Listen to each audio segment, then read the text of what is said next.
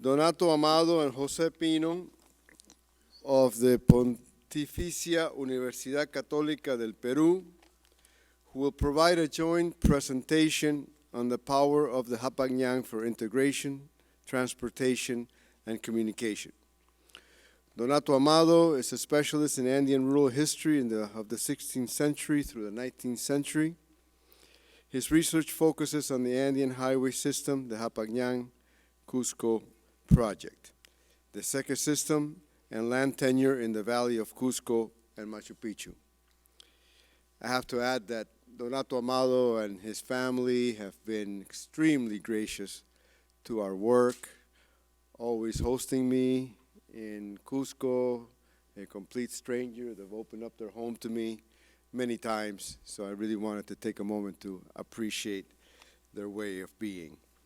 Jose Pino's specialization is in Inca archaeoastronomy and memorial routes with a focus on ancient roads and ceremonial sites. Amado and Pino, welcome.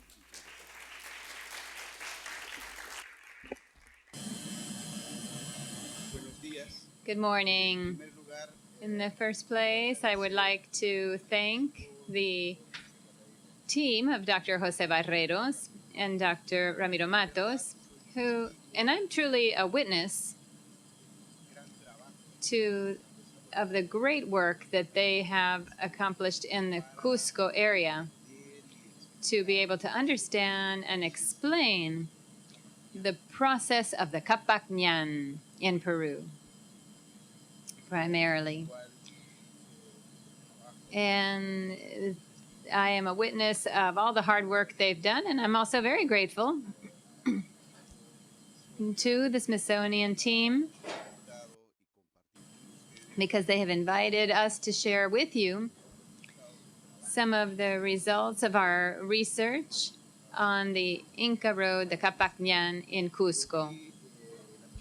I think the presentation is going to allow us to explain how the process of integration and articulation of the peoples of Tahuantinsuyo were born through the Inca Road, the Hapagñán. So this is going to be the first part, and the second part will be on functionality, which Dr. Jose Pino will present. I'm almost a doctor, thank you. I would also like to add my words to those of Donato to thank all of the great people in this institution and to congratulate you for the work of this exhibition. So our presentation is dedicated to Safikuna, to our roots. As Donato said, this shared presentation is going to reflect in some way on the issue of integration and how these roads, this road and its various facets, how we can understand and emphasize the fact that the travels of the Incas and the roads of the Incas themselves can be understood. So I want to give the floor to Donato. He will begin starting in Cusco. Thank you, Jose.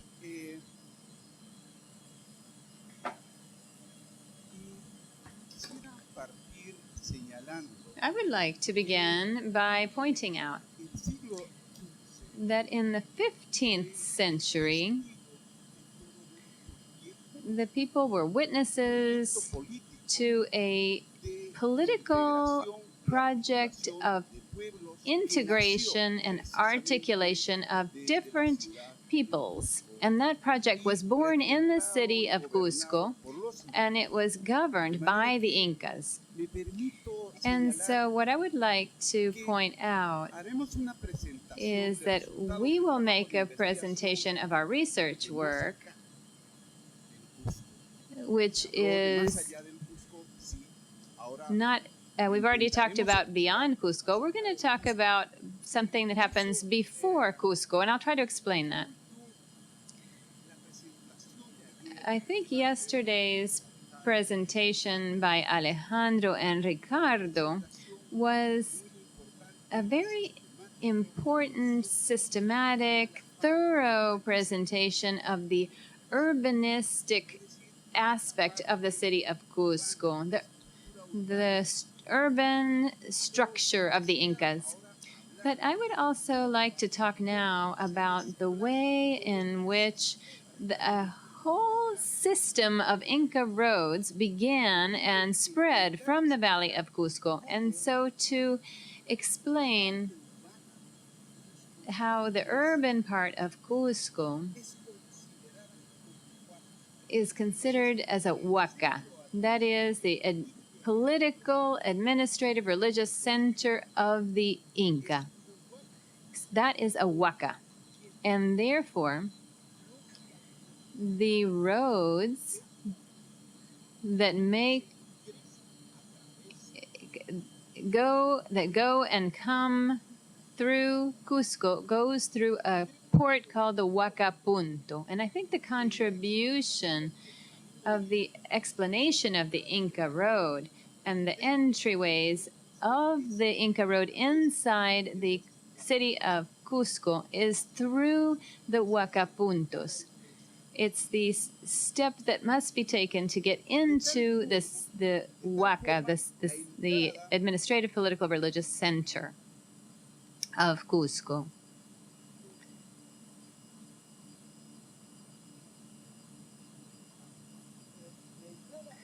So the entryway into the city of Cusco was done through different gates.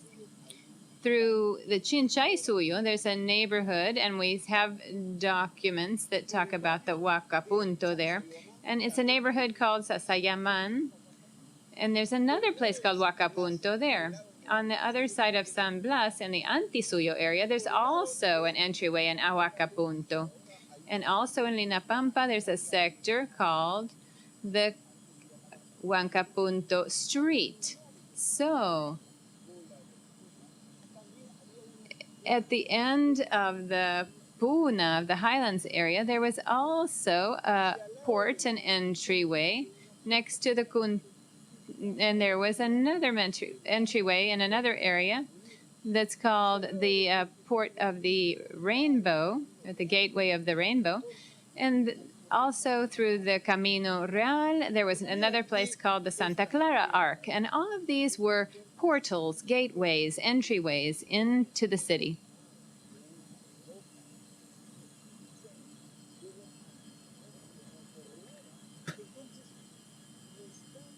And there's an idea of how these entryways gave access to the city. All of these entryways and the access that they gave, these portals that were called Huaca Puntos, and they're leading towards the city that was called the Huaca. So we've mentioned all of these different entryways.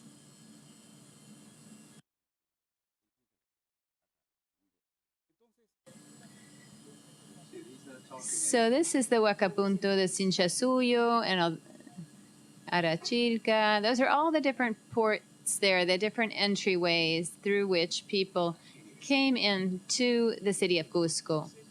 And these are seconded by apachetas. So to get into the city, there is a whole system of entryway gates. And this is shown by the fact that in other political administrative centers, you can see it clearly in the following way. Look at this. This is Huchocosco, and the original name was Caquihahuaquihayana. And to get into this administrative center, there's a first gateway there. There's a second gateway there. These are the Huaca Puntos that give access to the city. And Machu Picchu, you can see that very clearly. It's now called Intipunco, and the documentation from the 17th century calls it a Huaca Punto. It's the access way to Machu Picchu. There's another gateway that is considered a tambo or a way station, and there's another gateway here. So you can see there's 3 gateways here to allow people to get into the Huaca, the center of Machu Picchu. So I believe that one of the most important aspects that needs to be studied here are precisely these huacapuntos, and they haven't been studied very well. They still haven't been taken into consideration. I think it is a mechanism that integrates the Inca Road. This is a system that is repeated exactly in Pisa and in Chinchero and in Huaychatambo and Yucay. This is the one of Yacaitambo. Before this, there was, in front of this, there's another gateway. So it's very systematic, and that's part of the circuit of the Inca Road. I think this is a contribution that is important to point them out as something that's very associated with the Inca Road. We're not talking just about the Tampo or the Inca Bridge. These gateways, the huacapuntos, the apachetas, are very important. I think these huacapuntos need to be studied from an interdisciplinary perspective. Another aspect of the functionality of the Inca Road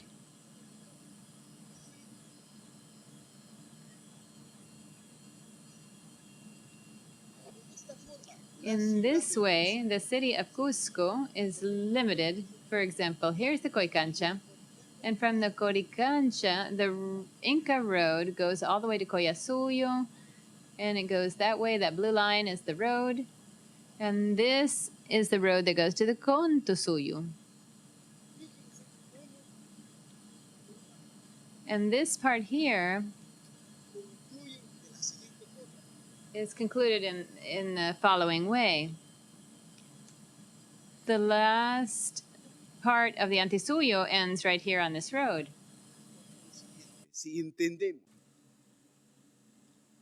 Therefore, if we understand the Antisuyo and the Collasuyo and Cutisuyo is Urincosco, therefore, it is the Inca Road of Ocayusuyo that separates that from the southern part. And in the higher part between Hananoni, we have the Royal Road or Camino Real. Therefore, it is another important aspect, not only to mark the urban center, the Anancosco and Urincosco, but the whole valley, even the whole Tahuantinsuyo. We understand, if we understand that it's divided in Hana Yuri, Tansuyo and Antisuyo is Hana, Contasuyo, Conisuyo is Uri. Therefore, those towns are distributed that way.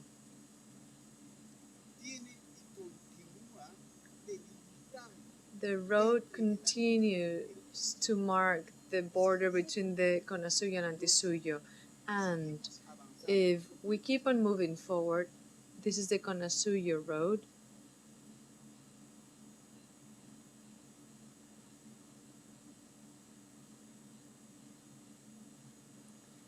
This is the Collasuyo Road. Cusco, Agostura, Xisticanches, Novicolca, and the Guayiras Turcos.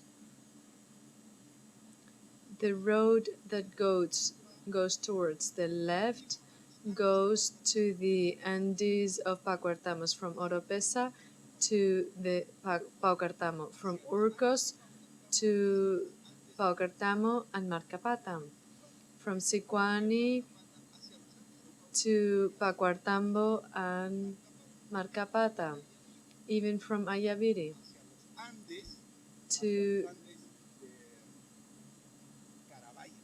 the Andes of Carabaya, and so on and so forth. Therefore, this road has a function of marking the limit between the Antisuyo and Collasuyo. And the same thing for this other road, Chilquisimasques, which also marks the limit between the Collasuyo and Cuntisuyo. This road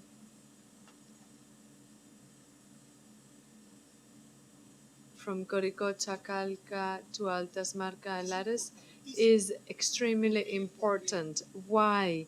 Because, for example, and here I know we have different Peruvian people that are very knowledgeable of this region, but Calca is considered a town of Chinchaysuyo, and Ilamay, which is within Calca, is considered a town of Coltasuyo.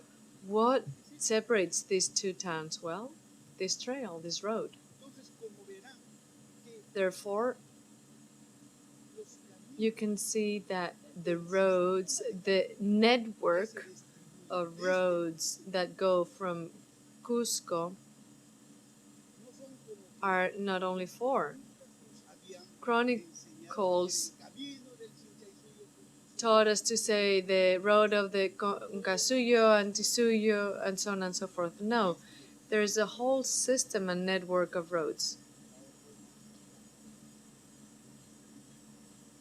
And the order from Vaca de Castro from 1543 limited it. He gave an order. It's an order from the chief that was in Cusco that says there is a single way to reach the city of kings. There is a single road to reach the imperial mine of Potosí.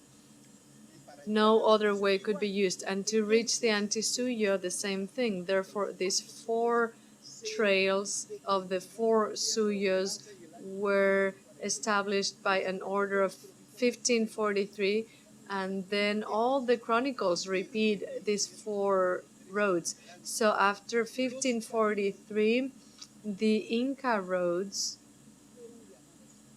were called the old Inca road, the abandoned Inca road. And what are those abandoned roads? Well, I think that Cieza de Leon showed a very important thing in Vilcoasamán. In Vilcoasamán, within the town, there are three roads: the Pachacútec and Incauchan road, the Tutec Incayupan road, and the Huayna road. And out of this last one, Cieza de Leon says that through this road, from now on, we will walk, or on this road. Therefore, the road of Pachapu, the other roads were abandoned. Why? Because Cieza de Leon said that only the Huayna road was going to be used, and the Huayna road is the one we've located, but we see that this whole network of roads integrate different towns and communicate them with each other.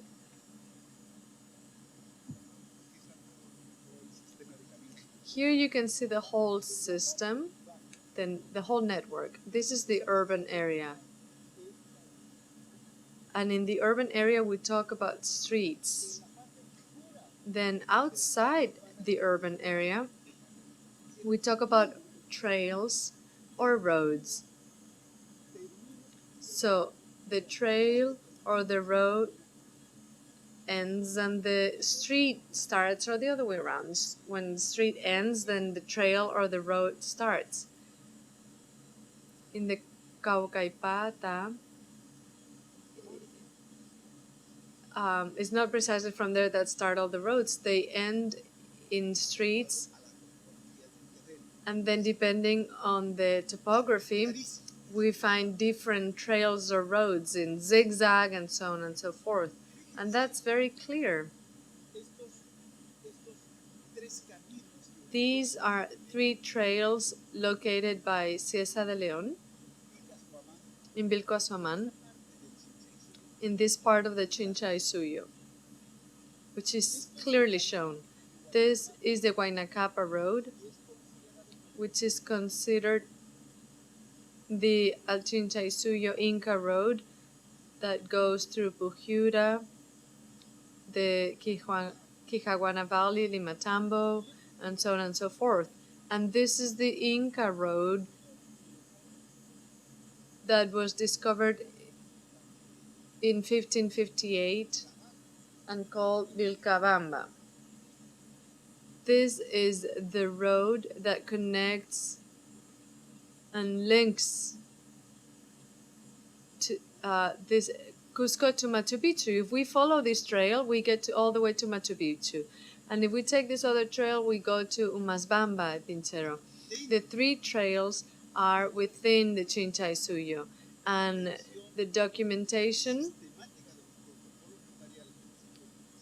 when we reviewed the documents from the 16th century land, and we saw the land of the Cusco Valley, the three of them are identified as the Inca Trail, and this one in the middle is the old Inca Trail.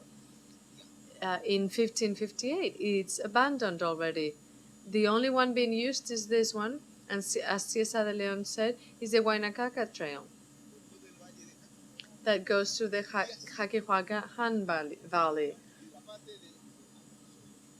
And that's how we find all the trails in the Antisuyo. This is the Camino Real, or Royal Road of Pisac, the Royal Road of the Andes, the Inca Trail Amarumarcahuasi to Corimarca, the old Inca Trail to Taray and Pisac, the Susumarca Trail por Marca, Pachajusan y Huancaoma Trail. This is a very important trail, the Huancaoma. These are all the trails that start in Cusco and take you out of the valley, and they link all the different towns. This is also the Alto San Sebastian Trail, the Bajo de San Sebastian Trail, the Inca Trail, Huamantiana, which is abandoned. Therefore, in 1562, this trail was expanded for horses and mules, and to make sure there was better transportation in this area. The mules were coming from Tucumán with the mining products. Therefore, it was very important to expand these trails so that the products could be sold in the Cusco market. This is within the Collasuyo sector. This is a very important example of how the tambos or way stations are located in the Collasuyo sector. These are the three trails. This is the Collasuyo Trail that marks the Antisuyo, the limit between the Antisuyo and Conasuyo. This is the Chilemasca that marks the limits between the Intisuyo and Collasuyo, and then the great space of Collasuyo, and all the different towns that are linked through these trails. I think the testimonies of the Inca descendants are clear. The list of towns, there is a list of towns divided by suyos: Chinchasuyo, Antisuyo, Collasuyo, and Kuntisuyo. And if you see where these towns are located, you will also understand where the suyos are. Iquijana, for example, it is currently considered within the Collasuyo sector, but according to the declaration of 1596 of Inca descendants, it is in the Antisuyo. But why? What is between Quijuana and the Collasuyo Trail? The Quiquijana town is divided into Quiquijana, Western Quiquijana, and Eastern Quiquijana. In other words, on this side of the river, we have the part of the town that is part of the Collasuyo, and the other side is Eastern Quiquijana, and is considered part of the Antisuyo. Therefore, we have a very important town here in terms of coca production of Tehuaman Pahuantamo. and is the Ayo Cabiña, pre-Inca Ayo. In Inca times, it was a very important thing for the Antisuyo. And like I said, each of these towns can be placed and located, and we can see, therefore, the limits or borders between the Collasuyu, Antisuyu, and so on and so forth. So, within Cusco, within the city of Cusco or the valley of Cusco, we have main trails, a whole network of trails or roads that link the towns of the 4 Suyus, but there are also ceremonial roads that go directly to Guanacauri. Other roads that go to Amaya Viva, by Chatusa, Pico, to all the important huacas. 5 years ago, after reviewing all the documents of the documents that we have regarding the Cusco Valley, we decided that the Seque is a ceremonial road that connects one huaca to another. Therefore, we shared this hypothesis with Tom Sirema, and Tom Sirema already accepts and agrees with this idea. And obviously, we had a very important and interesting discussion around this.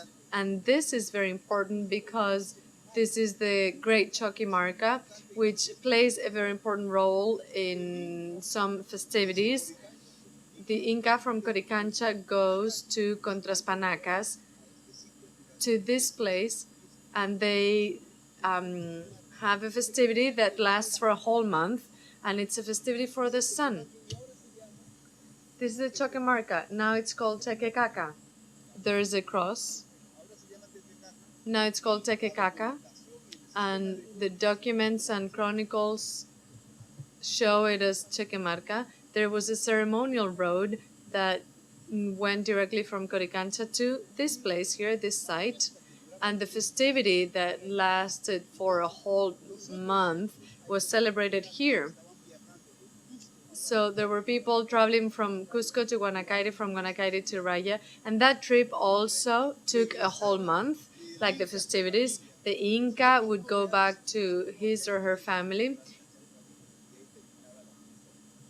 and they would celebrate also the end of this festivity when they finish their trip.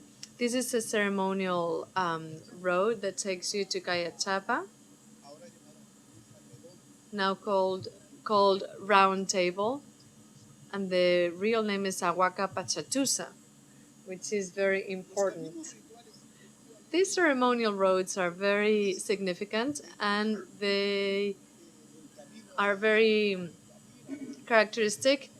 We have the Sacsayhuaman Road, and you see very narrow stairs in these ceremonial trails. But sometimes it's not only these stairs, there's also a channel for water, and they take you to one of the main huacas.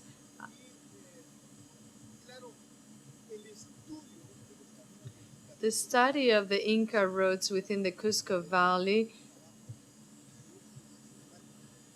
is very detailed, very systematic, and it allowed us to see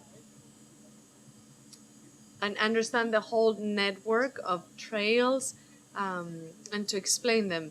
We have a document from 1568 that says that the lands from Haile Pampa, these are the lands of Haile Pampa, showed a new trail that went from this city to Collao. In the southern part, we have the old road that was closed. On the one hand, the Chacara from the greater church and so on and so forth. But this is very important. It establishes the limits and the location. It says exactly where Ayi Pampa was, and you realize this is the new trail that was open during the Spanish settlement. And then this is the old road. We found remainings of the Inca road. And then the same thing with this one.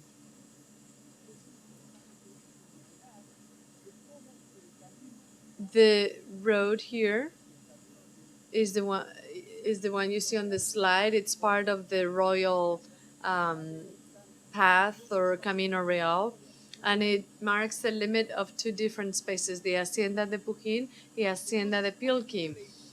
There is a very interesting dispute that says that the limit is the gorge, or rather the river. And the other dwellers say that the trail is the limit. Therefore, there is a dispute between dwellers in order to decide whether it's the river that marks the limit between those two areas or the trail. It's a dispute between the Urincosco and Jarancosco over the Puquín land. And this trail, this picture is the one that shows that the trail is the limit between those two areas. We also have the trail of the Condisuyos through a document from 1546, and it shows that the royal path goes to the Condisumus of Cusco.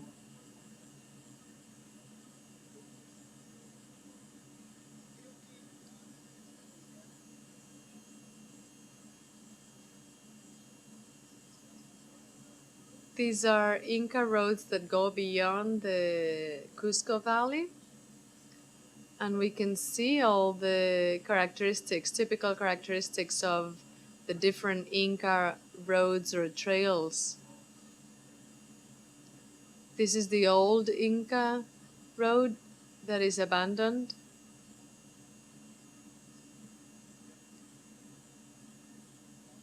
Those are the way stations or tambos, the trail that takes you to Machu Picchu. The picture of the tambo, this is a trail that takes you to Alcantay and Choquequirao and Machu Picchu. And another Inca trail that takes you to Machu Picchu. And this is the Chinchaysuyo road. And the old Inca bridge.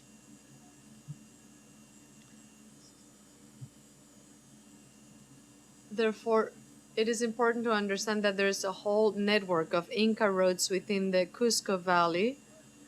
And now we need to understand how they work and how the Inca people used these roads to get around this area.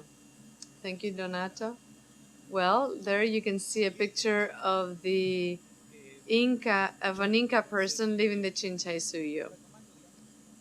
Okay, now adding on to what Donato said, and he has mentioned certain keys. For example, in Cusco, precisely, the Huacas are the ones establishing or organizing the different points through which one can walk through.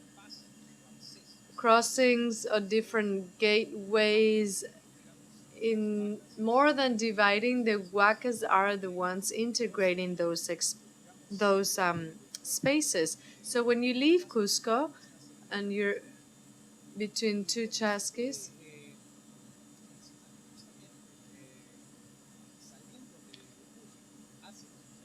when you leave Cusco towards Chinchaysuyo, there are certain sites or spaces where we see quite wide trails. And I say trails in plural because in Tarima, this is a very interesting area. We've had different expeditions in this area, and we are finding not only a very wide trail, but also up to 2 or even 3 trails that are 15 meters wide and also up to 20 meters wide. There are older trails that are abandoned, that are not connecting the tambos or way stations, but they're still there, and they are going towards specific places such as mountains or pukyos. And through these trails, we can see different landscapes, trails that go towards the borders. For example, Taramas in Cuaycocha with Jauja. This is the trail that goes towards Hacha. Hacha, Cruz Hacha. This point, Cruz Hacha, is located in the highlands above 40,000 meters high, and you can find two platforms. From this point, you can see the huacas of the Huanca area, which are the glaciers of Tapayguayana, and also from that area you can also see, depending on the weather, the Apus of Guayguay.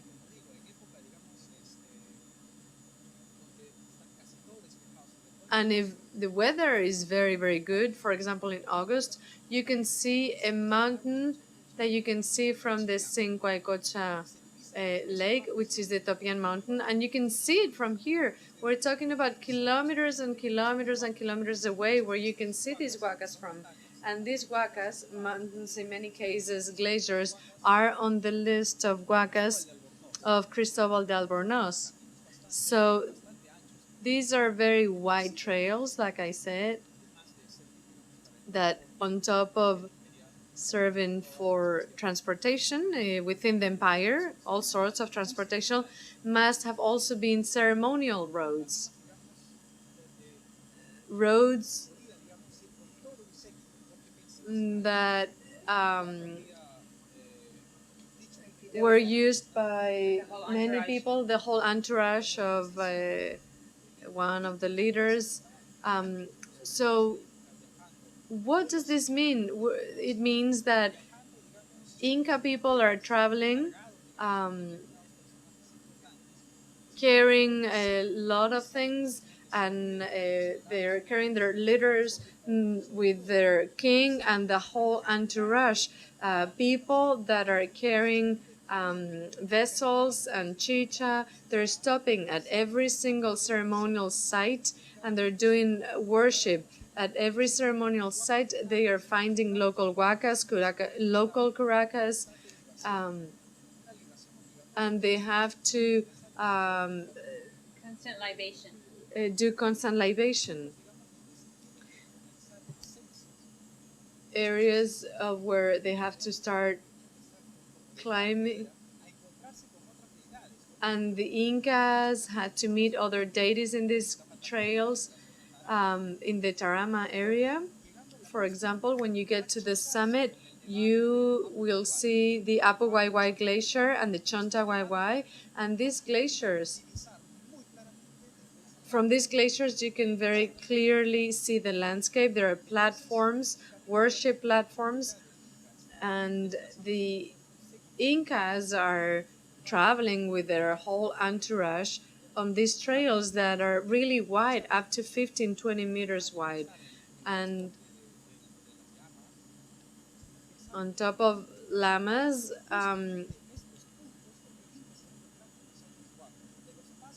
they used other means. The Incas were going to meet the other huacas, and they had to carry these litters, and they were going to these sites from which they could see the glacier.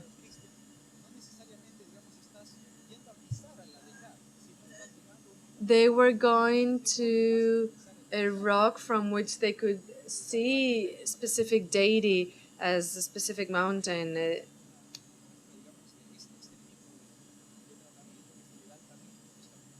So these are very wide ceremonial trails. Inca people were moving constantly.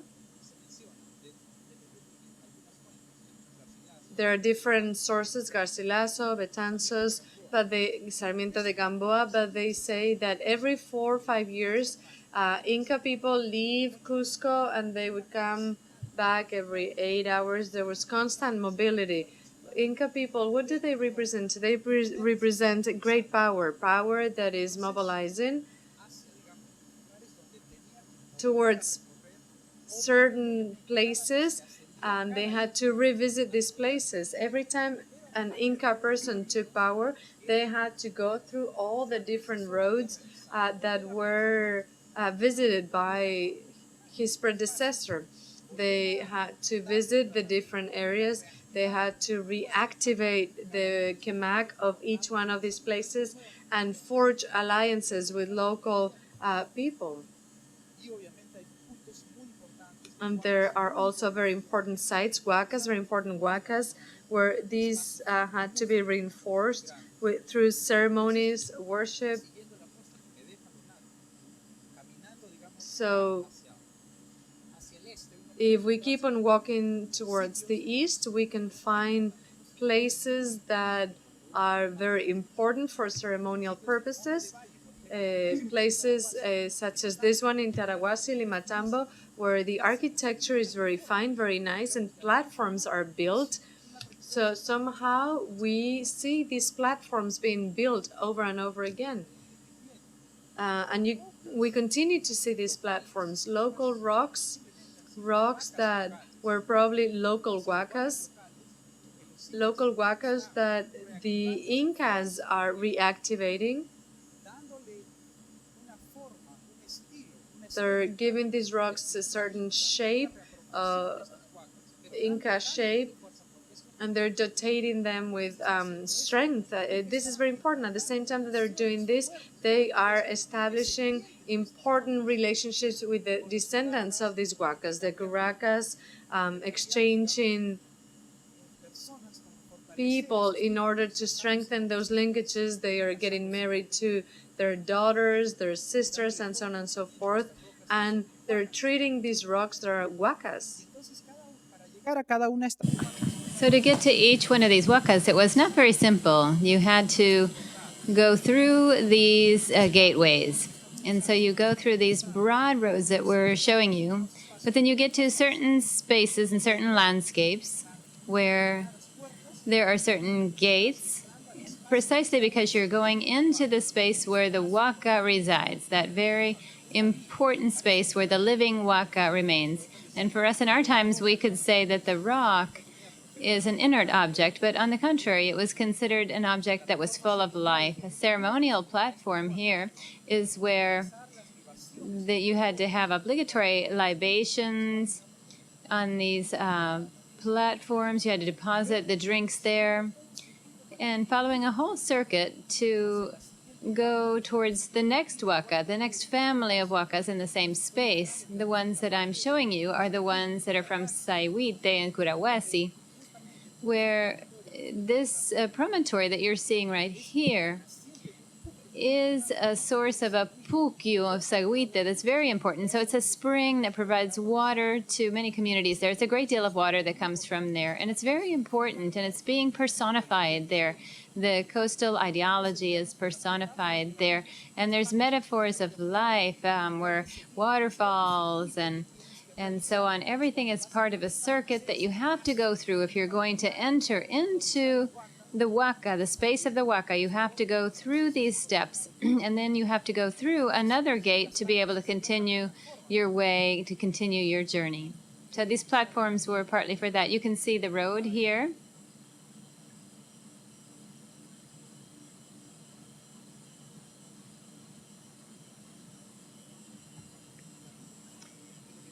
You can see the road. You can see how the road's coming to this whole flat area where we've seen the rocks and the platforms. And then people have to climb up upon this ritual platform with a great number of parchas symbolizing all of this.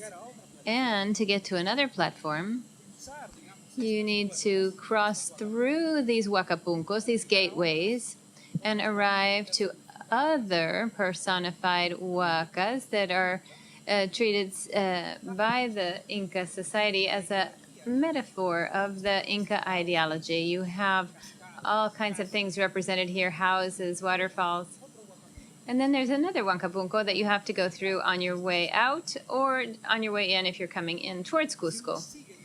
Now, if you follow this route, you can find, along with other platforms like Tamburco. Now, Tamburco was also a huaca in Cusco, it just has another name. And this platform is covering a stone that may have been a local huaca, and it is being addressed as a platform. It becomes a huaca and a uxma at the same time.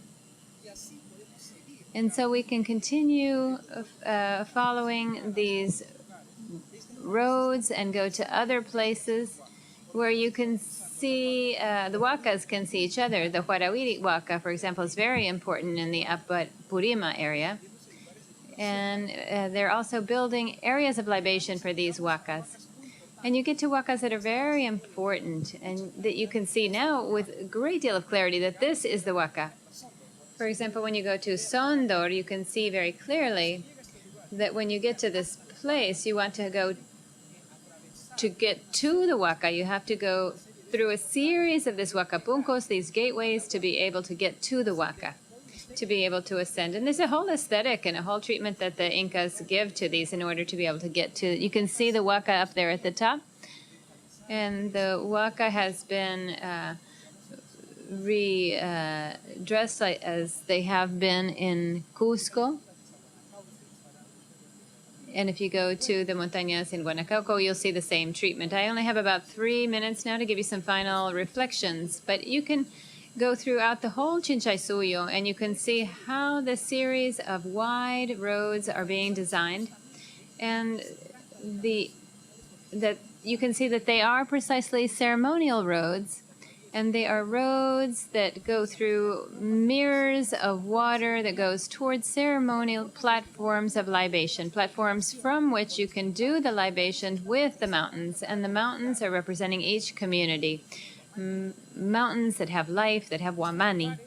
Now these places have a number of these gateways, number of these doorways that are oriented towards specific places in the landscape. Now they're specific rocks from which the sun appears during certain dates of the year. You can hear, for example, through at the end of August, how the sun comes up through this very specific area that you can see through the gateway.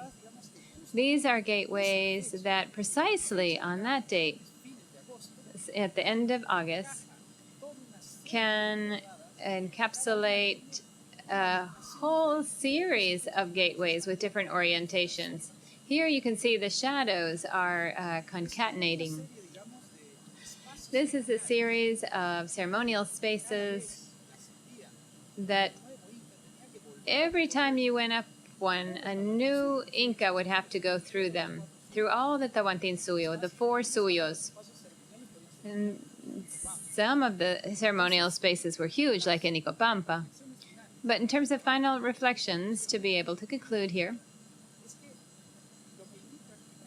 what we're indicating here is that each Inca governor had to do a ritual travel through the whole empire, looking for his own history and the history of his ancestors in the landscape. And that took a great part of his life. In a few words, a leader had to be a pilgrim, had to be someone who spent a great deal of his time on the road. His territorial was mobile, transitory, and it was multiple. It was necessary to send either the Inca or the ashes to represent the Inca to occupy the spaces. And in those times, it was important to do that to be able to assure the control of sacred spaces. So the Incas were constantly traveling, and whether they were guracas or mummies or seasonal travels, they were reconfirming their stories through the landscape and through the roads. And many times the roads were designed for transports of the carriages of the Inca and his entourage. And there was a relationship that was obligatory between the huacas and the curacas. So there was power, there was mobile power, and it was just completely they were shoring up that power in the various places through these travels. And so these wakas represented the landscape. Thank you very much.